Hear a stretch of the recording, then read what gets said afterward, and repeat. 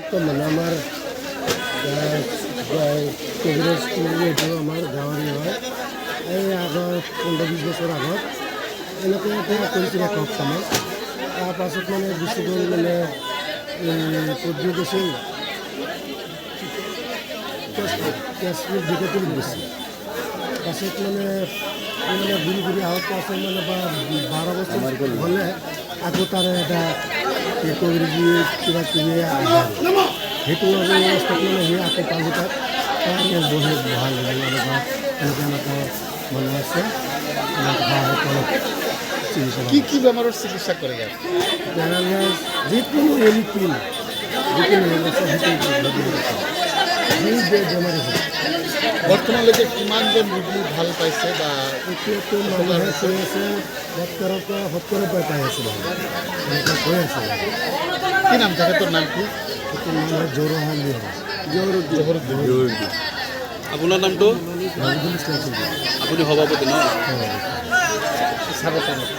ইয়াত আচলতে কি হৈছে বিষয়টো কওকচোন। আচলতে আমাৰ ইয়াত বেজজন আমাৰ ইয়াৰে স্থানীয় হয়।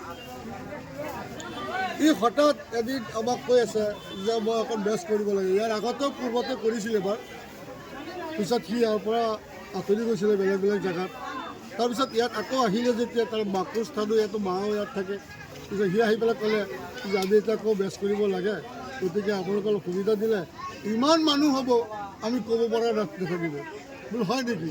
ইয়াৰ কিবা হেৰি আছে নেকি, পাৰিশ্ৰমিক চাৰ্ভিচত কিবা ল'বলগীয়া আছে নেকি? মানে আমি একো ল'ব নোৱাৰোঁ, আমাৰতো নিয়ম নাই, নিষিদ্ধ হৈ আছে।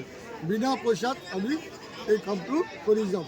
ঠিক আছে, তেতিয়া আমি সুবিধা কৰি আমাৰ এই ভাই এজন খুৰাকৰ পুতেক তাৰ ঘৰতে এইখিনি সুবিধা কৰি দিছোঁ। আমি ইয়াৰে স্থানীয় যুৱক ল'ৰাবিলাকক মাতি আনি আলোচনা কৰি এটা কমিটি বনাই তাত আমি ঠাই সুবিধা কৰি এয়া দিছোঁ। এয়া দিয়াৰ পিছত দিনে দিনে মানুহ খালি বৃদ্ধি হৈ আছে, দিনে দিনে মানুহ খালি বৃদ্ধি হৈ আছে, কিন্তু কমা নাই।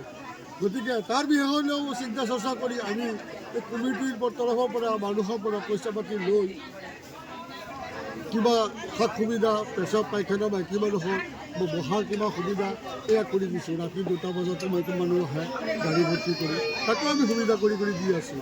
আজিলৈকে দেখা গৈছে চকুৰ আগতে মানুহৰ আগতেই পেৰালাইচিছ বেমাৰী একদম খোজকঢ়াই পঠিয়ায়, কথা ক'ব নোৱাৰা মানুহটোক কথা কোৱাই ইয়াৰ পৰাই পঠিয়ায়। এনেকুৱা 30 পক কিছুমান দেখুওৱা মানুহে দিনে দিনে বৃদ্ধি হৈ আছে, বাঢ়ি আছে। মানুহ কিবা অলৌকিক শক্তি আছে নেকি? কিবা অলৌকিক শক্তি আছে বুলি আমাৰ অনুমান কৰা যায়, কিন্তু আমিতো সেই কথাটো আমাৰ বেজে বস্তুটো জনোৱা নাই। কৈছে যে মোৰ কিবা আছে, মই এই বেজ নকৰিলে মোৰ নহ'ব, কৰিবই লাগিব। সেই বুলি কোৱাৰ পিছৰ পৰা আমি এয়া সুবিধা কৰিছোঁ। আজি তাৰ তৰফৰ পৰা যদি মানুহৰ উপকৃত হয়, আমি ভাবিছোঁ আমাৰ গাঁৱৰ এটা সুনাম হওক, আমাৰ দেশৰ এটা সুনাম হওক, মানুহৰো উপকাৰ হওক, সেই মনে আমি এইখিনি সিদ্ধান্ত কৰি লৈছোঁ। কি ঠাইডোখৰ নাম কি? ঠাইডোখৰ নাম পশ্চিম চতিয়ান, মানুহে এনে বালিজন বুলি কয়। আপোনাৰ নামটো? মোৰ নাম আছাদ চৌধুৰী। এনেই তেখেতে কি বস্তু কিবা দিয়ে নেকি?